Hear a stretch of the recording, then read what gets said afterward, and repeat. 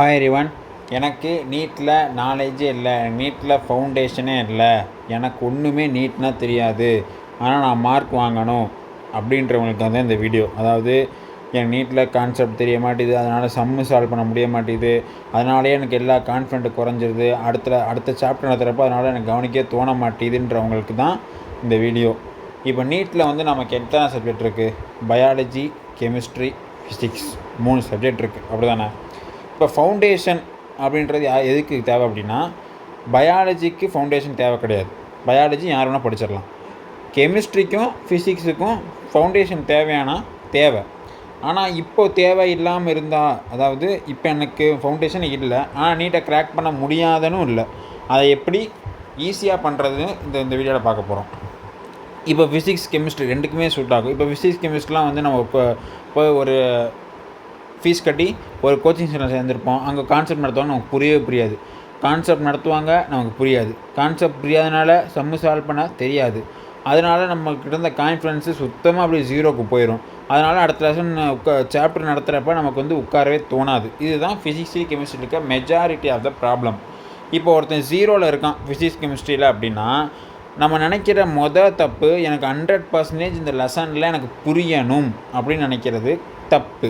ஏன் தப்பு அப்படின்னா, 100% யாருனாலையுமே புரிஞ்சிக்க முடியாது. நீங்கள் நடக்கிற 720/720 ஏற்கனவே எடுத்திருப்பாங்களே, அவங்கனாலையுமே 100% ஒரு சாப்டர்லாம் படிச்சிருக்க முடியாது. ஏன்னா எல்லாத்துக்குமே ஒரு இது இருக்கும், ஸ்ட்ரகிள் இருக்கும். அதை வந்து எம்சிக்யூவில் வந்து எப்படி வந்து மேக்ஸிமம் நம்பர் ஆஃப், இப்போ வந்து ஒரு 100% ஆஃப் எம்சிக்யூ இருக்குன்னா, நமக்கு 90% ஆஃப் எம்சிக்யூ தெரிஞ்சாலே நம்ம போட்டுடலாம்.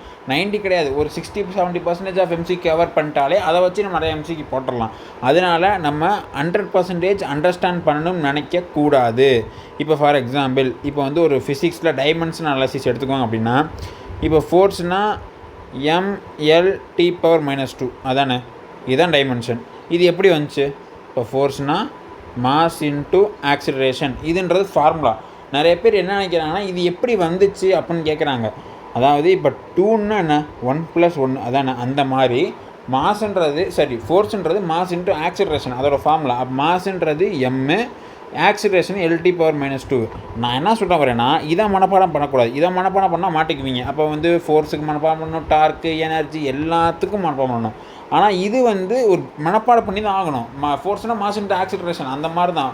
இப்போ 1D 2D, work energy power, gravitation, rotation motion, இதெல்லாமே ஆரம்பத்தில் புரிகிறது கஷ்டமாக தான் இருக்கும்.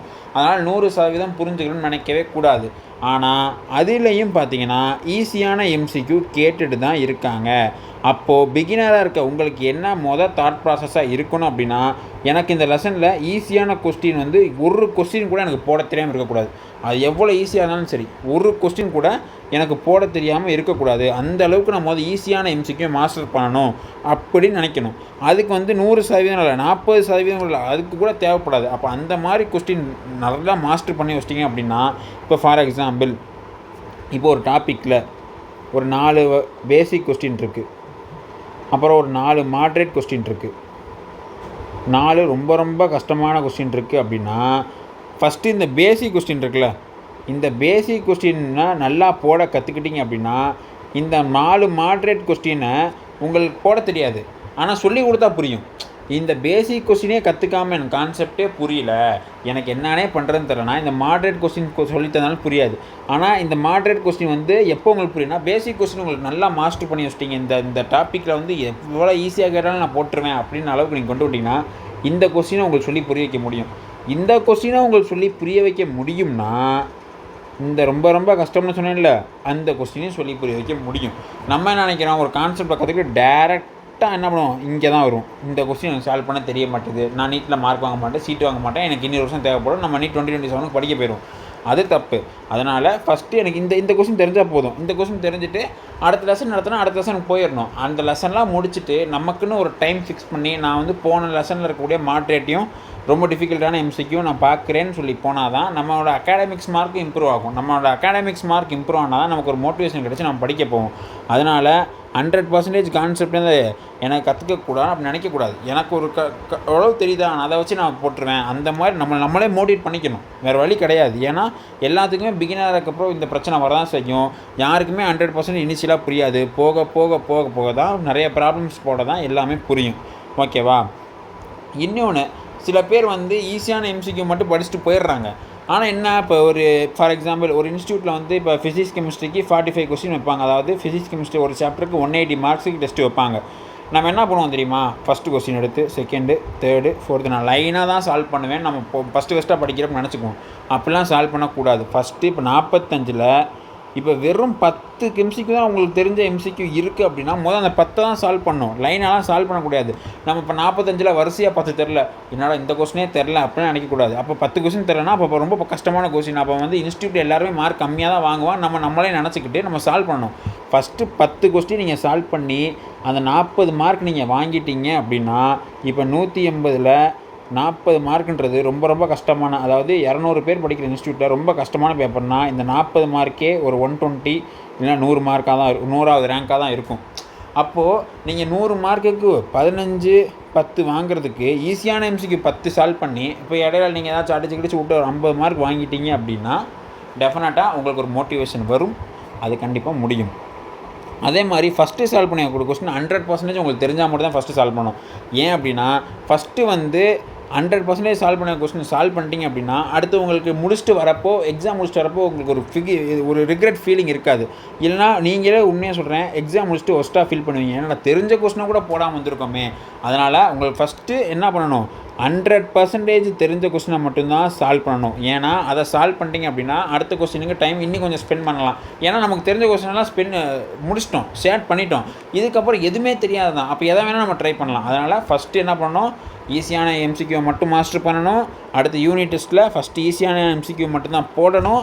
அது 100% ஷுவராக இருந்தால் தான் முதல்ல தொடரணும். ஒரு 50% ஷுவராக இருந்தால் என்ன பண்ணுறது அப்படின்னு கேட்டிங்கன்னா ஃபஸ்ட்டு 100% ஷுவராக இருக்க எம்சிக்யூலாம் முடிச்சுட்டு OMRல ஷேர் பண்ணிட்டு அதுக்கப்புறம் 50% ஷுவராக இருக்கிற, 40% ஷுவராக இருக்கிற, 70% ஷுவராக இருக்க கொஸ்டின்லாம் நீங்கள் போட்டு வந்தீங்கன்னா நீங்கள் மார்க் ஈஸியாக ஃபிசிக்ஸ்லேயும் கெமிஸ்ட்ரிலையும் வாங்கலாம். அடுத்து இப்போ நான் 40 மார்க்லாம் வாங்கிட்டேன். ஏன்னா 40 மார்க்லாம் பத்தாது. எனக்கு ஃபிசிக்ஸில் 100 மார்க், 120 மார்க், கெமிஸ்ட்ரியில் 100 மார்க், 140 மார்க் வேணும் அப்படின்னா நீங்கள் என்ன பண்ணணும் அப்படின்னா அனலைஸ் பண்ணணும். உங்களுக்கு அதிக மார்க் வேணும் அப்படின்னா அதிகமாக அனலைஸ் பண்ணணும். நீங்கள் நிறையா டாப்பர்லாம் பார்த்தீங்கன்னா ஒரு எல்லாருமே 500 to இப்போ வந்து நீட் வந்து 2024 கணக்கில் சொல்கிறேன், 500, 600லாம் ரீச் பண்ணிடுவாங்க. 600க்கு மேலே போனோம்னா அனலைஸ் தான் ஒரே வழி. ஒரு கட்டத்து வரைக்கும் யார் வேணால் மார்க் வாங்கிடலாம். ஆனால் ஒரு கட்டத்துக்கு மேலே மார்க் வாங்காத காரணம் யாரும் அனலைஸ் பண்ண மாட்டாங்க. அனலைஸ் பண்ணுறதுக்கு கொஞ்சம் டைம் எல்லோரும் வேஸ்ட்டுன்னு நினைக்கிறாங்க. ஆனால் அனலைஸ் பண்ணுற டைம் வேஸ்ட்டு கிடையாது. அனலைஸ் டைம் வந்து நம்மளே இன்வெஸ்ட் பண்ணிக்கிறோம். அதனால் நமக்கு மேலே நம்மளே இன்வெஸ்ட் பண்ணால் அது கண்டிப்பாக ரிட்டர்ன் நமக்கு வரும். அதனால் உங்களுக்கு ஒரு கட்டத்துக்கு மேலே ஸ்கோர் வேணும் அப்படின்னா அனலைஸ் பண்ணுங்கள். எனக்கு இந்த ஸ்கோரோட போதும் அப்படின்னா நீங்கள் அனலைஸ் பண்ணாதீங்க. அப்புறம் நீங்கள் அனலைஸ் பண்ணி அந்த கொஸ்டின் கற்றுக்கிட்டீங்களா, இப்போ 45ல் வெறும் 10 கொஸ்டின் தான் எனக்கு தெரியுது அப்படின்னா 35 கொஸ்டின் எனக்கு தெரியல. அதில் 10 ரொம்ப கஷ்டம். சரி, என்னால் இப்போதைக்கு கற்றுக்க வேணாம். மிச்சம் 25 இருக்குல்ல, அதை கற்றுக்கணும். அதை கற்றுக்கிட்டு பார்க்காம சால்வ் பண்ணி பார்க்கணும். அதை உங்கள் ஃப்ரெண்டுகிட்டையோ டீச்சர்கிட்டையோ கேட்டு தெரிஞ்சுக்கிட்டீங்க. அந்த கொஸ்டின் பேப்பரை வச்சுட்டு அந்த ஆன்சர் ஷீட்டை பின்னாடி வச்சுட்டு இந்த கொஸ்டின் நீங்கள் இப்போ சால்வ் பண்ணி பார்க்கணும். அப்படி சால்வ் பண்ணி அந்த மெத்தடாலஜியை கற்றுக்கிட்டீங்க அப்படின்னா இந்த லெசனில் ஒரு இம்ப்ரூவ்மெண்ட் தெரியும். அந்த லெசனோட இன்டர் கனெக்டிவ் வேறு லெசனில் இருக்கிறப்போ அங்கே நீங்கள் நல்லா ஃபீல் பண்ணுவீங்க. அப்போது நல்லா சூப்பராக நீங்கள் மார்க் வாங்கலாம். இப்போ இது ஃபிசிக்ஸில். இப்போ பயாலஜியில் சரி, கெமிஸ்ட்ரியில் வந்து எப்படி படிக்கணுன்றதுக்கு ஒரு தனி வீடியோவே போட்டிருக்கேன். அது வேணும்னா அந்த வீடியோவே பார்த்துக்குவாங்க. சரி, இப்போ பயாலஜி, இப்போ ஃபிசிக்ஸுக்கு ஒரு மேட்ரு சொல்லிட்டீங்க. பயாலஜிக்கு என்ன பண்ண சொல்கிறீங்க அப்படின்னா பயாலஜிக்கு ஃபவுண்டேஷனே தேவை கிடையாது. அப்படி தானே, பயாலஜிக்கு ஃபவுண்டேஷனே தேவை கிடையாது. இருந்தாலும் எனக்கு 100 மார்க்கு இல்லை 150 மார்க் தான் பயாலஜிலே வருது அப்படின்னா நீங்கள் என்ன பண்ணணும் அப்படின்னா லைன் பை லைன் படிச்சுட்டு இப்போ ஃபிசிக்ஸ் கெமிஸ்ட்ரி என்ன பண்ணுவோம், JEE main, JEE advance level கஷ்டமான கொஸ்டின் போட்டால் நம்ம கொஞ்சம் நல்லா ஃபீல் பண்ணுவோம், அங்கே போடுவோம். ஆனால் பயாலஜிக்கு அந்த மாதிரி கொஸ்டின் இருக்கா? இல்லை. அப்போ பயாலஜிக்கு நம்மளே கிரிட்டிக்கலான திங்க் பண்ணுற அளவுக்கு ரொம்ப கஷ்டமான கொஸ்டினை வந்து போட்டு பயாலஜியில் மார்க் வாங்கணும். ஏன் அப்படி சொன்னால் பயாலஜியில் தான் சடனாக இம்ப்ரூவ்மெண்ட் ஆகும். இப்போ ஃபிசிக்ஸ் கெமிஸ்ட்ரிலாம் படிச்சிங்கன்னா கூட ஒரு கொஞ்சம் டைம் எடுக்கும். கொஞ்சம் டைம் எடுத்ததுக்கப்புறம் உங்களுக்கு பொறுமைலாம் வேணும். ஆனால் பயாலஜியில் அப்படி தேவைப்படாது. சடனாக மார்க் இம்ப்ரூவ் பண்ணலாம். இப்போ நீங்கள் 150 வாங்குறீங்கன்னா சடனாக 300 ஏற்றலாம். ஆனால் இப்போ ஃபிசிக்ஸில் நீங்கள் 50 தான் வாங்குறீங்கன்னா சடனாக 150 ஏற்ற முடியாது. அது கொஞ்சம் டைம் ஆகும். ஏற்றலாம், அது கொஞ்சம் டைம் ஆகும். ஆனால் பயாலஜியில் அப்படி சீக்கிரமாக ஏற்றலாம். இப்போ அந்த கிரிட்டிக்கலான கொஸ்டின் எங்கே போகிறது அப்படின்னு தானே கேட்குறீங்க. நம்ம வந்து என்ன பண்ண போகிறோன்னா சீக்கிரமாகவே டாப் 50 எம்சிக்யூ ஒவ்வொரு சாப்டர்லேயும் ரொம்ப ரொம்ப கஷ்டமான MCQ, real critical thinking MCQ வந்து போட போகிறோம். இப்போ அந்த ரொம்ப ரொம்ப கஷ்டமான எம்சிக்யூவை நீங்கள் போட்டுட்டீங்க அப்படின்னா இப்போ 200 மார்க் எடுக்கிறீங்க. பயாலஜி, ஃபிசிக்ஸ், கெமிஸ்ட்ரி எல்லாமே சேர்த்து 200 மார்க் எடுக்கிறீங்க அப்படின்னா இந்த கிரிட்டிக்கல் எம்சிக்யூலாம் நீங்கள் போட்டு போயிட்டீங்கன்னா பயாலஜியில் மட்டுமே 340 எடுப்பீங்க. அப்போ பயாலஜியில் மட்டுமே 340 எடுக்கிறீங்கன்னா ஃபிசிக்ஸ் கெமிஸ்ட்ரி சேர்த்து ஒரு 50 மார்க் எடுத்திங்கன்னா மொத்தம் 60 மார்க் எடுத்திங்கன்னா 400 மார்க். சடன் சேஞ்ச் வந்துச்சா? சொல்கிற புரியுதா? இதுதான் சடன் சேஞ்சுன்றது.